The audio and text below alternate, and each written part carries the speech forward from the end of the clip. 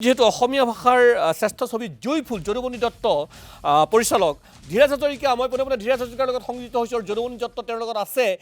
ধীৰাজ আপোনাৰ মাধ্যমেৰে যদুমণি দত্তৰ প্ৰথম প্ৰতিক্ৰিয়া জনাৰ চেষ্টা কৰিম ধীৰাজ নিশ্চয়কৈ অসমৰ ছবি জগতৰ বাবে এটা ভাল খবৰ যে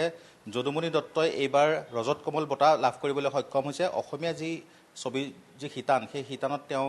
জুই ফুলৰ বাবে তেওঁ এই যি পুৰস্কাৰ সেই পুৰস্কাৰ লাভ কৰিছে আৰু যিহেতু তেওঁ আমাৰ সৈতে আছে মোক সতীৰ্থ কুকিলে দেখুৱাব প্ৰথমে আপোনাক অভিনন্দন জনাইছোঁ আমি ধন্যবাদ আৰু প্ৰথম প্ৰতিক্ৰিয়া হিচাপে কিদৰে ক'ব এইটো প্ৰতিক্ৰিয়া কেৱল মোৰ নহয় আমাৰ জুই ফুলৰ গোটেই দলটিয়ে যথেষ্ট কষ্ট কৰি আমি ছবিখন নিৰ্মাণ কৰিছিলোঁ আৰু আজিৰ এই খবৰটোৱে আমাৰ গোটেই দলটিক খুব উৎফুল্লিত কৰি তুলিছে আৰু ভগৱানক কৃতজ্ঞতা জনাইছোঁ ৰাষ্ট্ৰীয় চলচ্চিত্ৰ প্ৰতিযোগিতাৰ বিচাৰকসকলক কৃতজ্ঞতা জনাইছোঁ আৰু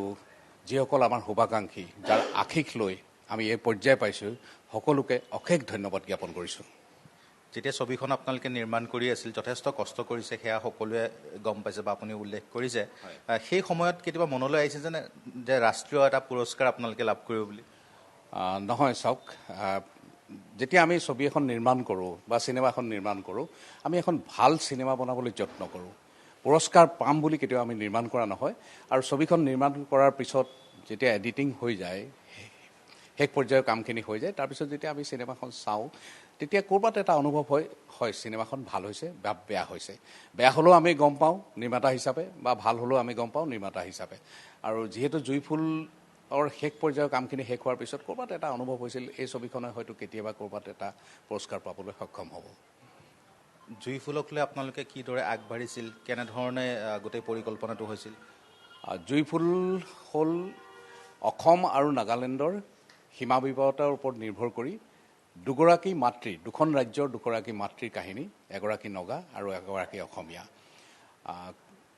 জুইফুলৰ আৰম্ভণি হৈছিল লকডাউনৰ আগতেই মই লোকেশ্যনসমূহ ছাৰ্ভে কৰিছিলোঁ নাগালেণ্ড সীমান্তত অসম নাগালেণ্ড সীমান্তত আৰু তাৰপিছত যিহেতু লকডাউন হৈ গৈছিল আকৌ স্থবিৰ হৈ পৰিছিল দুবছৰ তাৰপিছত ইয়াৰ চিত্ৰনাট্যখন নিৰ্মাণ কৰোঁতে যথেষ্ট সময় লৈছিলোঁ যথেষ্ট সময় লাগিছিল তাৰপিছত যিহেতু শ্বুটিং কৰিবলৈও যিখিনি জেগাত আমি শ্বুটিং কৰিছিলোঁ তাতো কোনো এনেকুৱা ইনফ্ৰাষ্ট্ৰাকচাৰ নাছিল থাকিবলৈ ঘৰ নাছিল সেইকাৰণে আমি ইউনিটটোৱে যথেষ্ট কষ্ট কৰি ছবিখন নিৰ্মাণ কৰিব লগা হৈছিল আৰু আমাৰ ইউনিটৰ সকলোৱে সেইখিনি কষ্ট ত্যাগ কৰিছে মানে স্বীকাৰ কৰিছে আৰু সেইকাৰণে আজি এই পৰ্যায়